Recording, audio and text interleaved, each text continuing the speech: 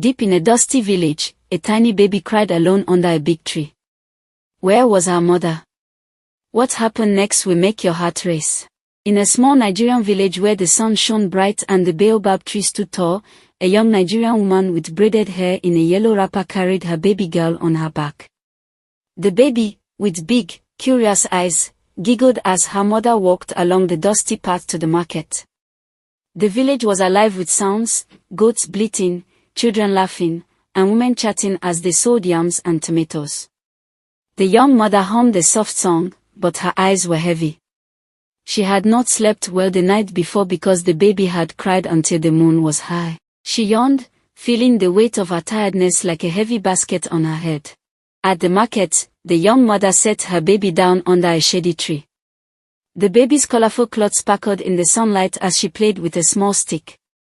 The mother sat nearby, selling her baskets of mangoes. But the sun was so warm, and her eyelids grew heavier. Just a little rest, she whispered to herself, leaning against the tree. Soon, her soft snores mixed with the market's noise.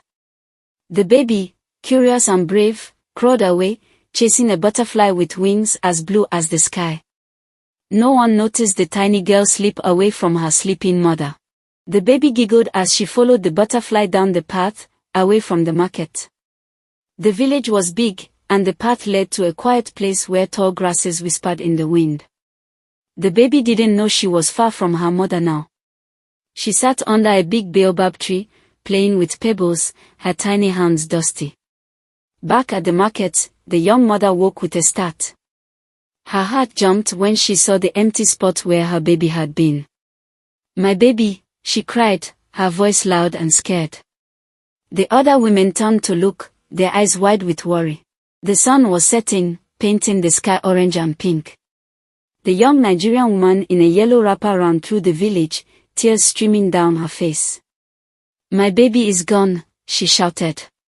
The villagers stopped their work and joined her, their voices calling the baby's name.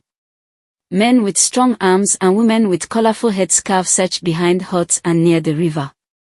A kind Ghanaian elder with a grey beard in a blue robe patted the mother's shoulder. "We will find her," he said softly, but his eyes were worried. The village felt empty without the baby's giggles. Far away, under the big baobab tree, the baby in her colorful cloth was still playing, unaware of the danger. The night was coming, and the air grew cool.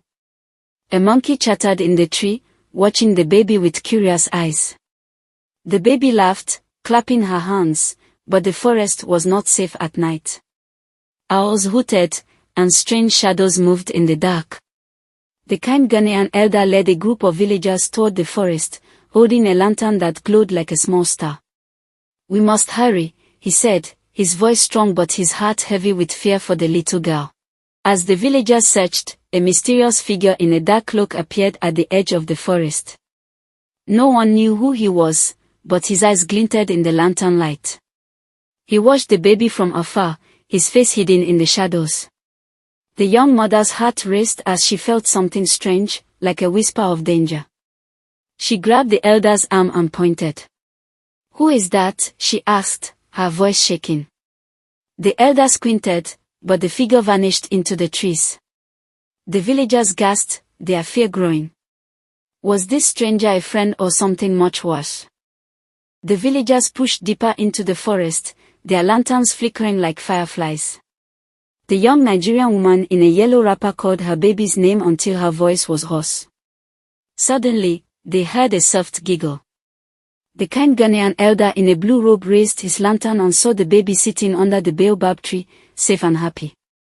The mother ran to her, scooping her up and hugging her tight. Tears of joy fell as she kissed her baby's cheeks. But the elder frowned, looking around. "Where is the stranger?" he whispered. The forest felt alive, watching them. As the villagers cheered, a gentle Yoruba woman with silver hair in a green wrapper stepped forward. She was the village storyteller, known for her wisdom.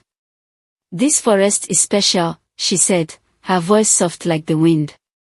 "It protects those who are lost." She told them a story of a kind spirit who guards children when parents make mistakes. The young mother listened, her heart full of guilt and hope. She promised to never be so careless again. The baby clapped, as if she understood, her big eyes shining in the moonlight. Then, a soft light glowed in the forest. The mysterious figure appeared again, but now he was a glowing spirit in a white robe, kind and warm. The villagers gasped, but the gentle Yoruba woman smiled. "He kept your baby safe," she said. The spirit nodded and faded into the night, leaving fireflies dancing in the air. The young mother hugged her baby tighter, promising to always stay awake and watch her. The village walked home under the stars, their hearts full of wonder and love. The baby giggled, safe at last. Wow, wasn't that a magical adventure? Share this story with your friends and family, and tell us what you loved most about the baby's journey. Want more exciting tales from our village? Click to explore more African folktales and let the magic continue.